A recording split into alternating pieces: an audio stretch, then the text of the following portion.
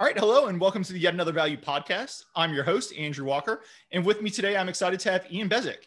Ian is the founder of Insider's Corner. That's a subscription service on Seeking Alpha. Everyone can go check that out. Ian, how's it going? It's going well. I'm happy to be on your show. Great. Well, hey, I'm happy to have you here. Let me start this podcast the way I do every podcast, and that's by pitching you, my guest. I wrote this on Twitter, but you and I crossed paths for the first time a few weeks ago because I read an article you posted on the stock we're going to talk about. And I said this, I think it's the most interesting event-driven thesis I've read this year for sure. I was an instant subscriber to Insider's Corner when I read it. So, I think that's the best pitch I can give. This is a crazy interesting idea, and I'm super excited to have you on. So that out the way, let's just dive right into the company. I'll give an upfront disclosure. This is a smaller cap stock. There's absolutely some hair on it, as we're going to discuss. Both of us, I believe, have positions in it. So every listener, this is not investment advice. Everyone should go do their own work. Let's just get that disclosure out the way. That said, the stock we want to talk about is RenRen. The ticker is RENN. Ian, what's the story with Ren? Sure. So this is, you may remember the name from many years ago when it was supposed to be the Chinese social network to rival Facebook. It was originally a high-flying IPO maybe 10 years ago, but that business ran into trouble and it increasingly floundered. The stock went down and then down and then down some more.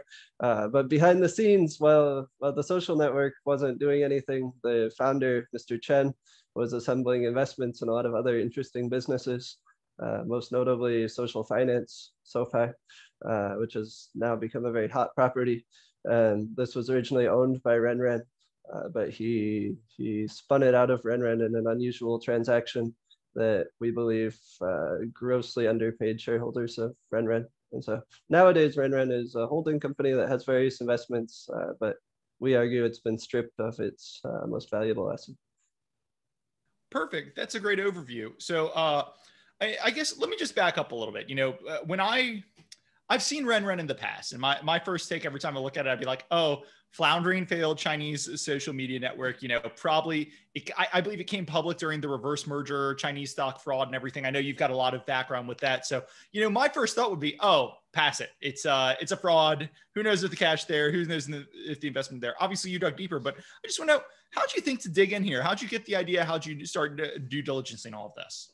Sure. Like you mentioned, it came out of that era, maybe 2011 to 2013. That was the height of the first big wave of Chinese listings in the US.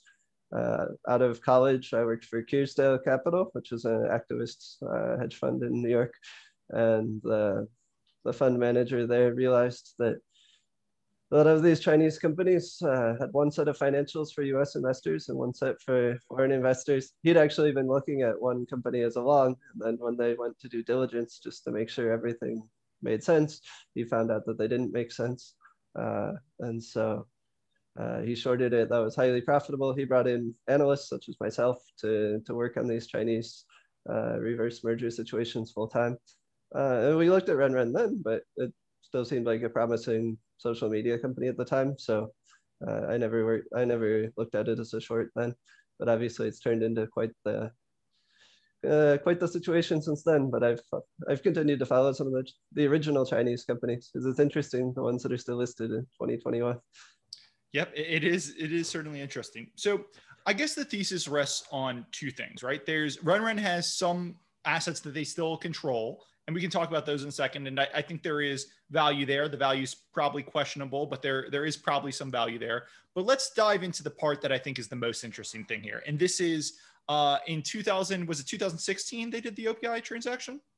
2018. 2018. So in 2018, they do the OPI transaction. So can you walk through what the OPI transaction was, why they did it, and why there is a lawsuit outstanding that we think could be very profitable for minority shareholders in the future? Sure. Let me back up for 1 second because it starts in 2015. Mr. Chen, he had realized that the other investments that he'd made with RenRen's capital had become quite valuable. The SoFi stake, but there were some other listed stakes which give you a very clear sense of valuation, like some companies in Japan. He wanted to take the company private, he offered $1.4 billion, if I recall correctly. And this was clearly too low. Shareholders complained. You had articles in Forbes saying that this offer was ludicrous and offensive. There were people were going to sue him. And so quietly he withdrew the offer. Fast forward to 2018, like you mentioned, now he comes up with this OPI investment vehicle that was a spin-off out of RenRen. So you think, oh, it's a spin-off, not a problem. But he put the good assets in OPI, and then pretty much you had to take a cash settlement from RenRen, because if you took, you could choose to elect the OPI shares, but you would be a minority shareholder with no liquidity, and he would have control over it. So he could essentially bleed you dry if you took the OPI shares. And so essentially shareholders were cashed out at what we view as a very illegitimate price in 2018. In my head, the way, and tell me if I'm wrong here, but the way I've been thinking about it is, You Can Be a Stock Market Genius. I think that's the best book on modern investing written. And the famous case study everyone remembers is John Malone doing the rights offering, and buried on like page 200 of the docs, it says, hey, John Malone will be subscribing for as many shares as humanly possible. He's buying more of these rights on the open market. And if you were reading the docs, you'd say, oh, this is a screaming buy because the insiders are loading up. And this is almost the reverse of that, right? They did this spin-off dividend rights offering where they said, we'll be buying as much as humanly possible, but the controls on this thing will be so bad that it is so unattractive for minority shareholders. No one else should do this. So hugely profitable assets, but the way they structured it discouraged anyone but the insiders from taking advantage of that. Would that be a good summary of the situation? That's exactly right. Okay, perfect. So I think 2018 OPI transaction happens. Most minority shareholders are going to have to elect the dividend. And how much did the dividend pay versus how much do you think it kind of would have been fair? Yeah, we believe the assets were undervalued by at least $500 million based on the prevailing marks, both for transactions that occurred with SoFi that year and with some of the other stakes that were already listed publicly, and thus could be valued. Great. And so they value the OPI transaction, the dividend, at 500 million. You think it was worth $1 billion or more. And can you just dive in? I think the majority of that value is coming from SoFi. So how are you guys? SoFi was a private company at the time, 2018. I think a lot of the things that SoFi has picked up from 2018 today has really increased the value of the business. So if we go back to 2018, how are you guys valuing SoFi versus how they valued SoFi? Mm-hmm. Yeah, within a 12-month period of the OPI transaction, there was sales by affiliates of Mr. Chen in SoFi stock. So you could use the same mark that was used there. And they also raised funding privately. So you could use either of those marks to have a valuation there. But you're correct. Obviously, the value has increased significantly since then. Perfect. So at the time, OPI is valued at 500 million. You guys think OPI was actually worth at least $1 billion, probably more. The majority of the difference is coming from SoFi. So how is, I've been on the other side of some bad transactions in the past, and normally you look at the bad transaction and you say, oh, there's nothing I can do here, right? You can try to sue, but it's kind of a tough thing to do. So this is where I think the situation gets so interesting. How are we trying to reclaim value here? Sure. So it's important to say who the lead plaintiff is here. I think this makes a big part of the bull case. That would be Oasis, which is an activist Asian hedge fund. They've been involved in numerous high-profile events, such as the Sino Forest short. That obviously got a lot of Paulson and a lot of famous investors. But they were on the right side of that one. They were also involved in Nintendo stock, right, when the Pokemon Go took off. And so they've shown a strong history of calling it right, both long and short, on these sorts of stocks. Anyway, Oasis owned 5%, I believe, maybe 5.5% of RenRen stock as this deal was going through. And they said that this deal is grossly unfair. And so they immediately filed this lawsuit that we're dealing with now in 2018. This is important. They're not just jumping in now in 2021 and saying the value of SoFi has gone up, so we're going to file a lawsuit. They filed this lawsuit back in 2018 and said from the beginning this deal is unfair, and we were going to pursue litigation on it. Perfect. Okay, so I guess here we are in 2021. The lawsuit is still ongoing. SoFi is coming public through IPOE. Can you talk through what the kind of event path for this lawsuit is? Does the IPOE SoFi SPAC merger, does that make any difference? How are you thinking through what happens here?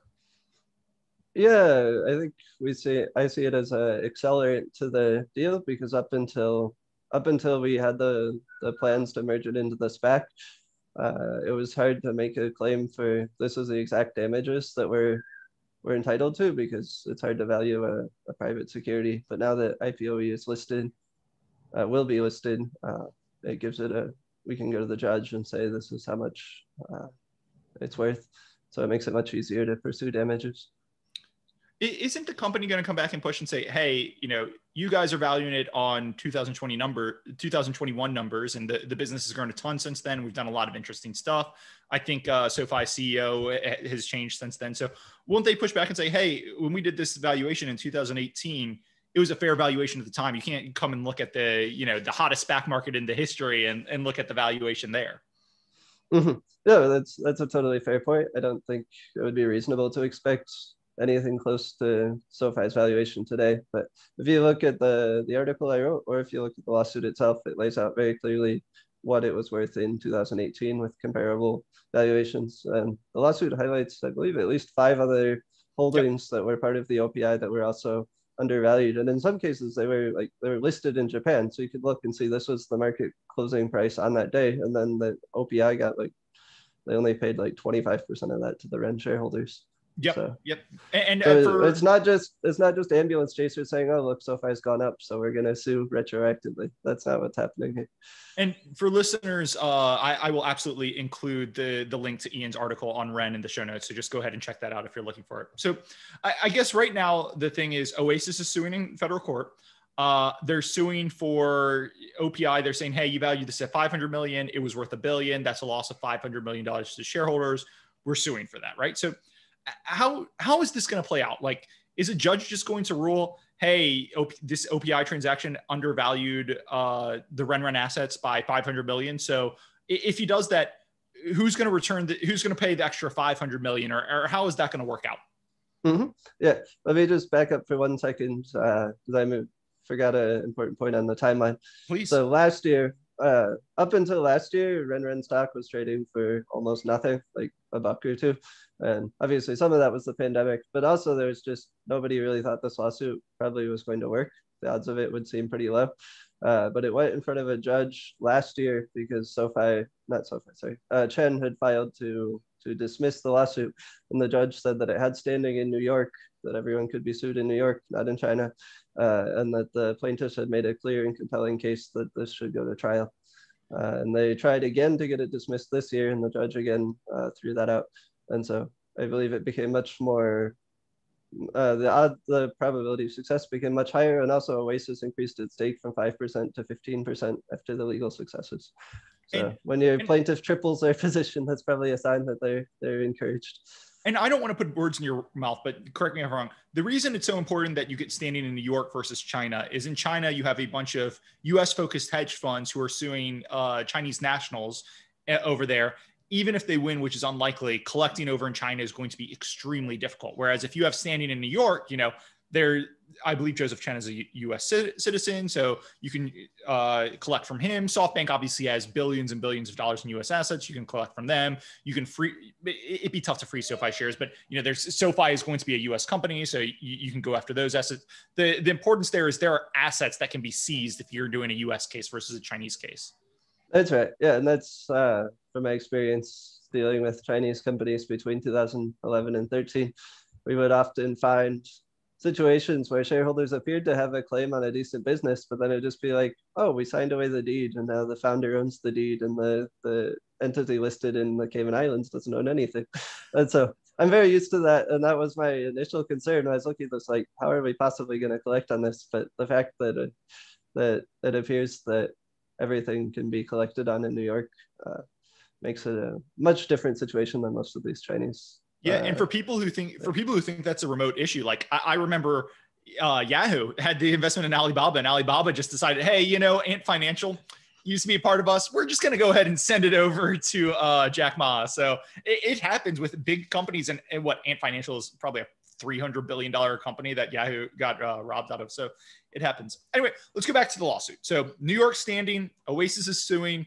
I guess, let's talk merits of the case. I think you've laid it out, but why do you think this is such a good case? Why do you think we're likely to win? And then we can talk what happens if we do win.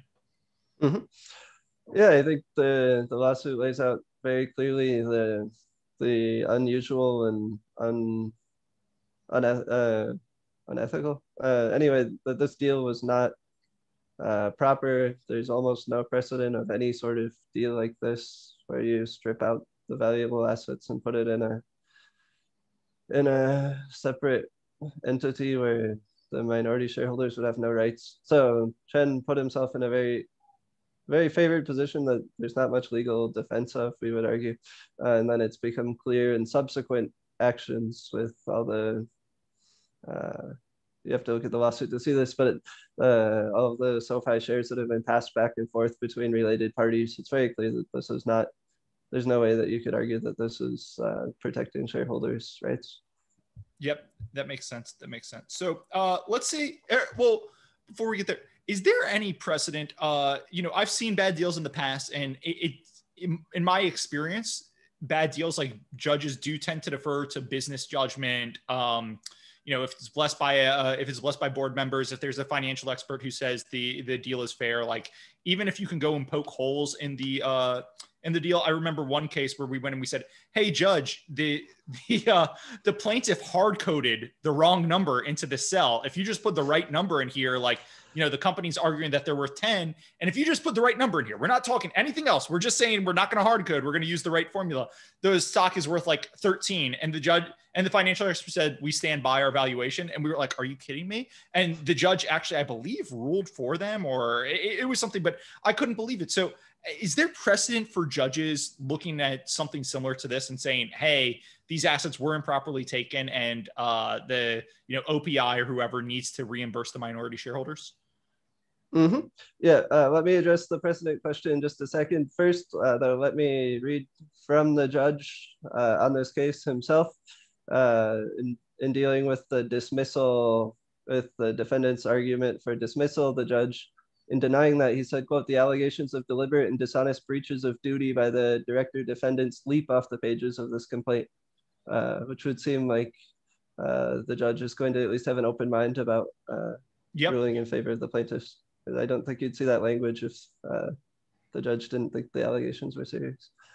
As for precedent, as far as I know, there's no precedent for this sort of deal either way, either in our favor or against us. And I spoke with the lawyer on the plaintiff's case, and this is pretty uncharted waters. If you read the last injunction that they filed, they cite more than a dozen cases, but none are precisely like this. Because I think we're in new ground, particularly with the SPAC element. I think that brings another element to it that we've never seen before. Yeah, I'm just surprised there isn't like some. I know lots of people hate on private equity. I came from a private equity background. Everyone I worked with there was delightful sharp. But I am surprised there wasn't an unethical private equity firm who tried something similar and got sued, and there's some type of legal precedent for this. But this one is particularly unique. So, all right, let's say we go through the court, right? Mm-hmm. Judge comes out. He already put out some pretty some language that suggests he's really open to the plaintiff's case, right? We go through. Judge agrees. Hey, you are right. OPI and the defendant, SoftBank and Chen, stole this from RenRen shareholders. We're going to have to make RenRen shareholders whole. What does that look like? How much money are we talking here? Yeah, I think at minimum, the plaintiffs would want at least the 500 million that was clearly established as the 2018 shortfall. There's an argument for significantly more than that. I would hope for more than that, but I think 500 million is the absolute minimum that they would aim for. And just to put this into listeners' mind, RenRen right now is trading about $7.50 or $8 per share. That's per ADS if you're looking at the US listing.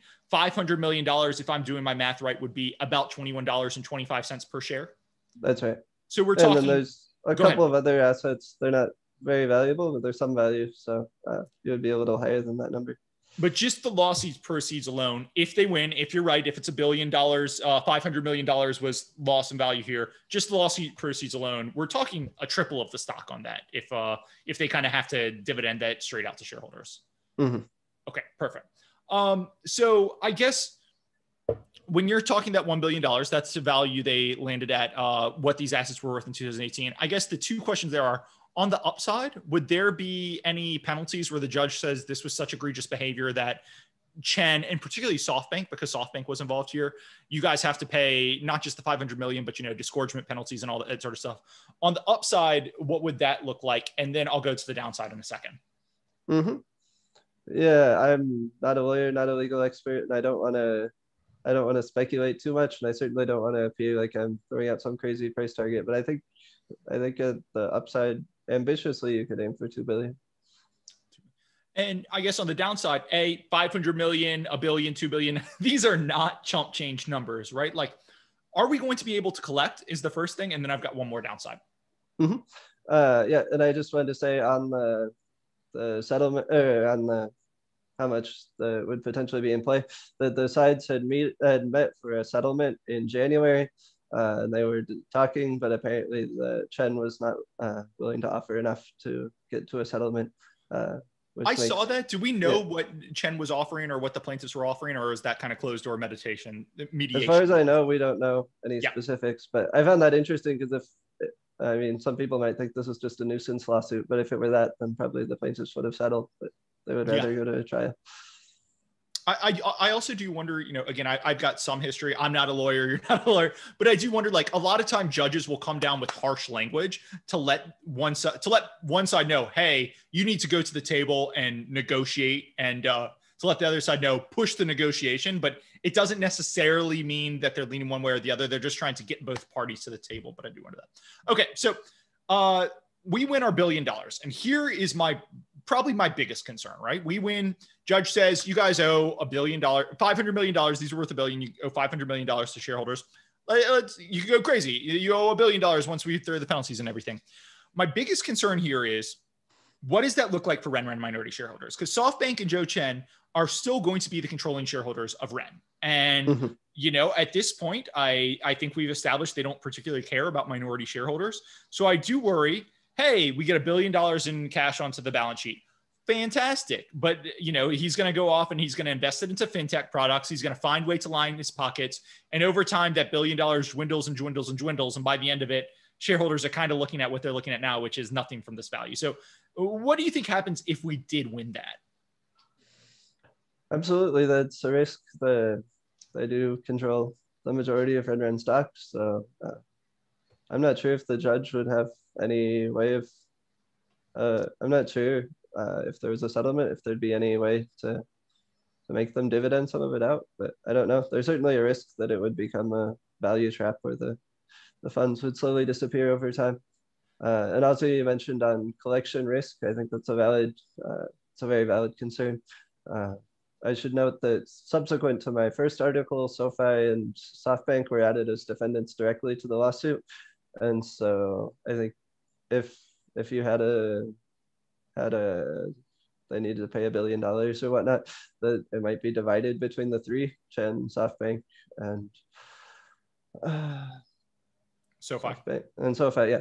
And so it would be easy to collect from the latter two, and then Chen might try to skip judgment, but 2/3 of that would still be good for shareholders. Yeah, let's talk SoFi for a second. So SoFi got added as a defendant. That's one of the things that started to get me. I mean, I was already interested, and that got me more interested. People can go read. I'm doing this from the top of my head, but I think in their March 17th S4, which is the thing SPACs file when they're looking to merge, there was no mention of this lawsuit. And then in their March 31st S4, there was a mention of this lawsuit with them as a defendant. That's because the judge added them as a defendant. But, when it got put into the S4, I was like, oh, this is real. So, but why is SoFi a defendant, and why would the judge rule that, hey, these minority shareholders of yours, because at no point did Joe Chen and SoftBank control SoFi. Why would the judge rule, hey, they mismarked their assets, priced them too cheaply, so SoFi, you need to shell out $100, $200, $300 million to make RenRen shareholders whole? Sure, that's a great question. In in getting ready to go public, SoFi has consolidated its shareholder base, which has involved buying back some of its stock and consolidating positions, because SoftBank in particular owns some here, owns some there. And so SoFi received shares from OPI to consolidate a shareholder base prior to this deal. And in receiving shares, the plaintiffs argue that that was fraudulent conveyance because they received essentially stolen property.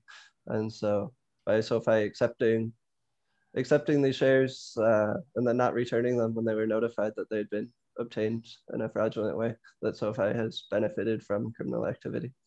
Would this be a hyper upside? Because again, we're talking the OPI assets in 2018 were valued at $1 billion. SoFi's valuation was much lower there.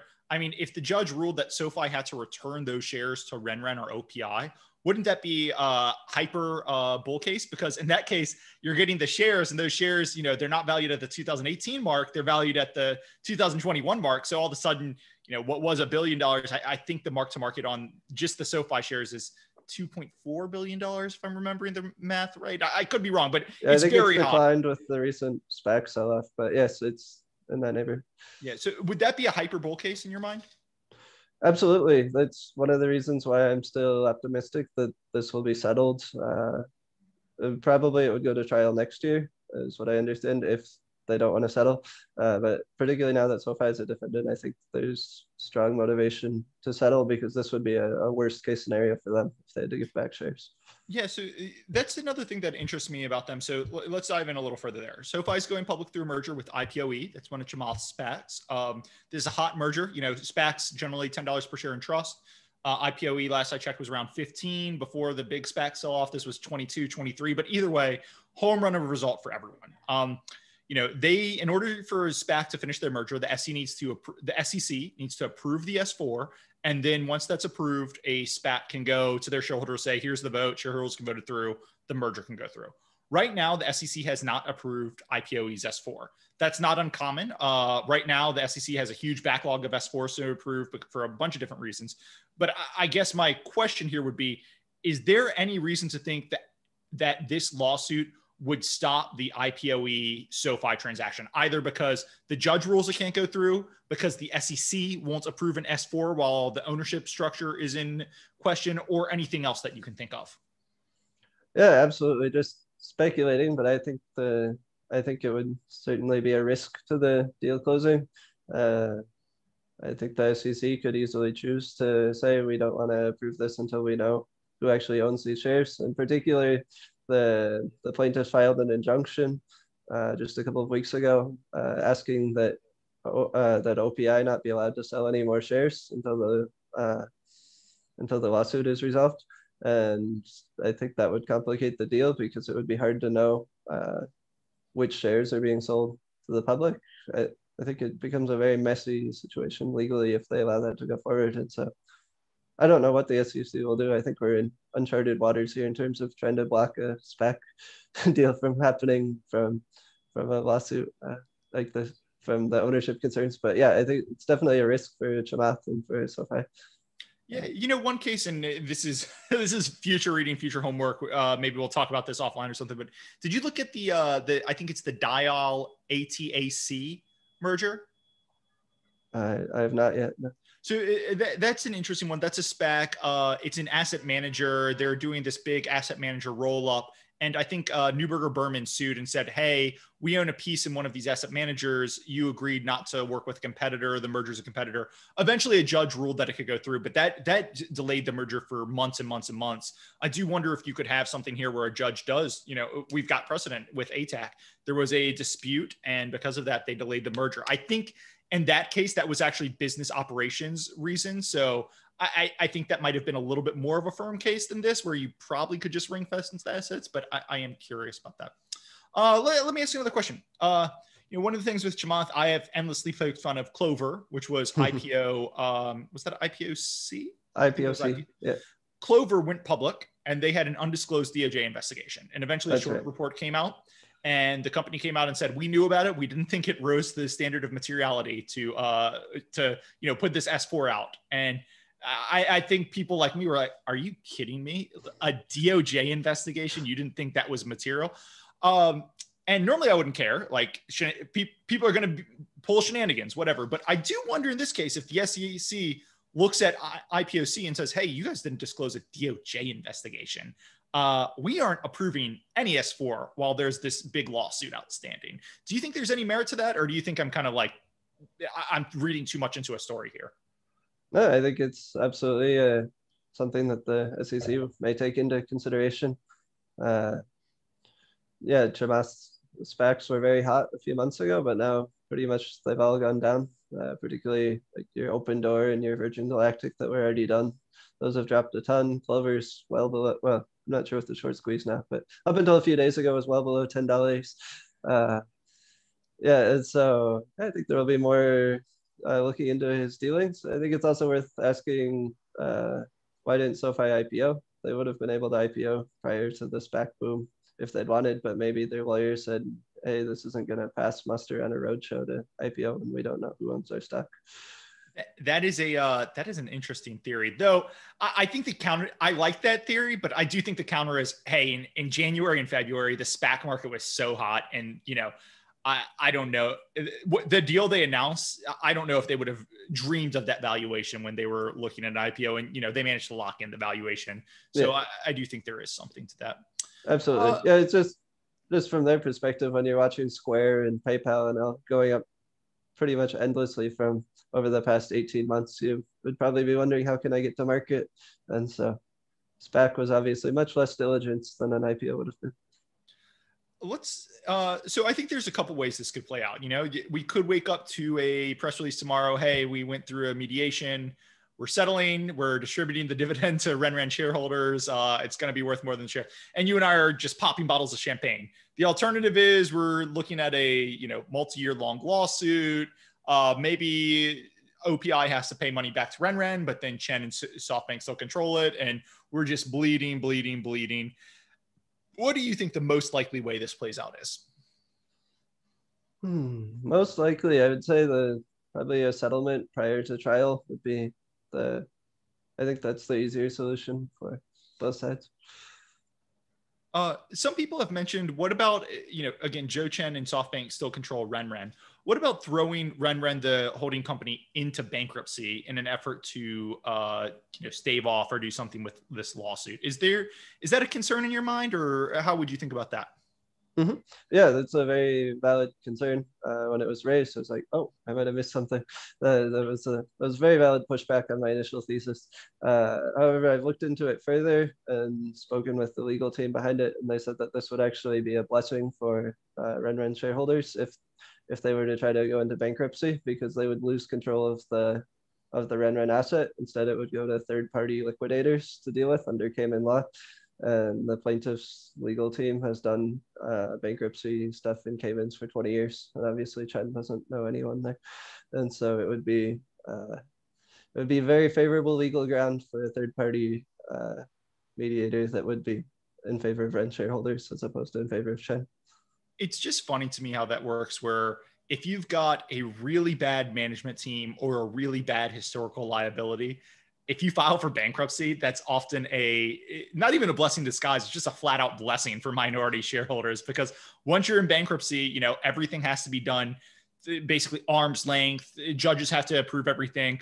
And if you've got a management team that's just all they want to do is suck some asset dry, it becomes impossible for them, because the judge has to look at it and say, no, you can't pay yourself a $50 million dividend and not pay it to minority shareholders. No, you can't not pay your creditors. And it's just funny how that works. And I've seen it several times. Yeah, and just one other quick point is that RenRen doesn't really have much in the way of operating businesses now, and so I don't think their cash needs should be all that high. I mean, there's some overhead to keeping the business public, but their main asset, the listed subsidiary, they don't have to pay for directly. So yep. I don't think cash burn should be all that great. What about so again, I think listeners can get the feel. We're talking about a lawsuit where I think the base case damage is we talked without any interest, without any penalties, anything. We were saying, hey, this is $21 per share in value, which against the $7 stock, that's pretty interesting. But what about RenRen's other assets? So is there anything else floating in there that you ascribe some value to? Yeah, the biggest the biggest thing other than the lawsuit that would have value now is a holding in a company called Keixin. I'm not sure how you pronounce it. Ticker KXIN, which is an auto dealership thing in China. It's backed by SoftBank as well, I believe. They're doing something with the EVs now. The stock popped pretty dramatically a few months ago. It's kind of bled off with all the other speculative stocks. But I believe it's still worth, RenRen stake is still worth $100 million at the current valuation, if I recall correctly. Yeah, and I saw this, and I'm actually looking at the press release now. April 6th, RenRen makes a $6 million, I think it's a convert pref offering into Keixin. And I kind of looked at that and was like, oh, that's probably pretty good because RenRen they're not going to do an investment into Keixin and then file for bankruptcy or something, though. As you mentioned, bankruptcy is probably a good thing. Do you read anything into that convertible preferred investment, or, it's pretty small? If you tell me I'm looking for something where there's nothing, I'm very open to that. It's probably incrementally a positive, but it's not a big part of my, Keixin isn't a big part of my thesis. I think it's just interesting because it validates that there's some value to the assets, and in theory, you could short Keixin to de-risk the situation to a significant degree.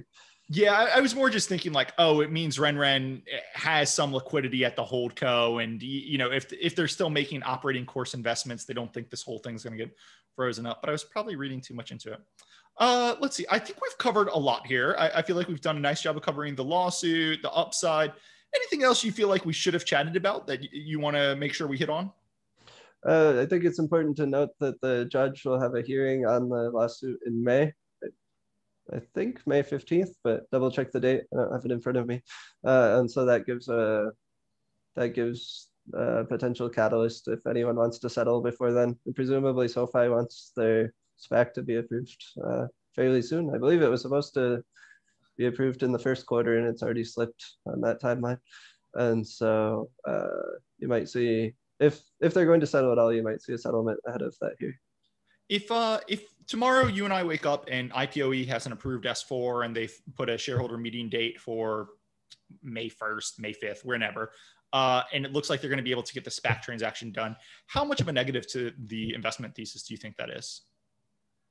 Yeah, it would certainly be a negative from a time value of money perspective, because then it would almost certainly have to go to trial to recover damages, whereas now there's a decent chance of getting a settlement before then. So obviously you'd rather have cash today than in 2022 or 2023. Yep. Perfect. Okay. Anything else you want to talk about with lawsuit, RenRen? Anything else you want to get off your mind? No, I think you got all the main points there. Well, look, this, again, I'm going to put the link to the article in the show notes. This has been super informative. I think this is the most interesting event-driven thesis I've seen this year. Because I've said that, I'm sure shares will go to zero tomorrow. But if not, you and I will be here waiting for our $21.50 per share check and the settlement in hopefully the near future. Obviously, again, nothing investment advice, but we're going to keep our fingers crossed on that one.